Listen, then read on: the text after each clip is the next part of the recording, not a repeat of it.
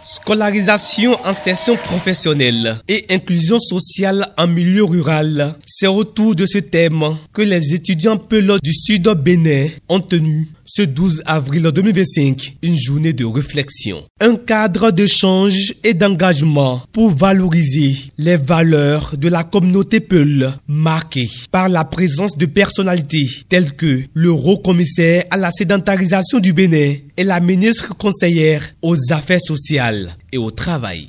Dans notre communauté, la scolarisation reste un levier essentiel pour ouvrir les portes d'un avenir meilleur. Elle n'est pas seulement un droit fondamental, mais aussi un outil d'autonomisation. Cependant, nous savons que les défis demeurent nombreux, comme l'accès limité à des infrastructures éducatives de qualité dans certaines zones rurales, les contraintes socio-économiques qui freinent parfois les ambitions de nos jeunes. Il nous appartient de rappeler à chaque parent, à chaque décideur, que l'éducation est le socle sur lequel repose notre développement collectif. À nous, étudiants, de jouer notre rôle en devenant des modèles, des vecteurs d'espoir et des ambassadeurs de la connaissance.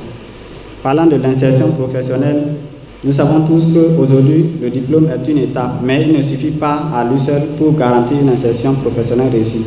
Aujourd'hui, le monde du travail évolue rapidement et il nous revient de nous adapter en acquérant des compétences techniques et numériques, en développant des aptitudes entrepreneuriales qui nous permettent de créer des opportunités là où elles n'existent pas encore et en effectuant des stages bien qu'elles soient bénévoles. Au-delà de l'aspect festif, cette journée représente un temps fort de réflexion pour les étudiants en fin de parcours. Face aux défis de l'employabilité, plusieurs initiatives ont été mises en œuvre ces dernières années par le président Patrice Talon. Des opportunités à saisir. Comme vous le savez, sous l'impulsion du président de la République, aujourd'hui le programme spécial d'insertion qui emploie chaque année 2000 Béninois au sein des entreprises privées et des entreprises étatiques. Donc il faudrait que les jeunes Peulh s'intéressent et aillent à la recherche de l'information parce que il y a ça.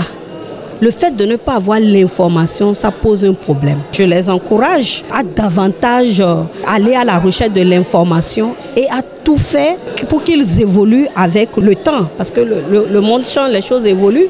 Il faut lever les stéréotypes qui bloquent l'épanouissement de la jeunesse Peulh. Des panels thématiques ont enrichi les échanges permettant aux membres de l'association Peulh du Sud de mieux cerner des notions clés de la vie en société.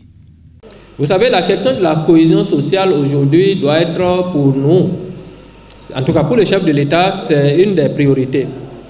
Et pour nous, en tant que membres de la communauté, ça doit être notre préoccupation partagée.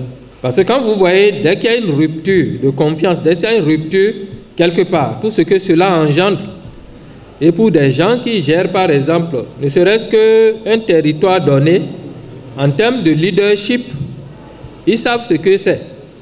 Quand on a raté ce qui est fondement même en termes de collaboration entre communautés, ça engendre tellement de dégâts que le temps de se rattraper, le temps de réparer, on perd des vies, on perd du matériel, on perd son temps, on perd l'essentiel en fait. Donc c'est pour ça que la question de la cohésion sociale devait être au centre de toutes nos préoccupations. Comment faire en sorte que tout ce qu'il y a comme bien-être de tout un chacun soit au rendez-vous. Pour ses efforts et son engagement, le président des étudiants Peulh du Sud Bénin a reçu une attestation de reconnaissance et de mérite.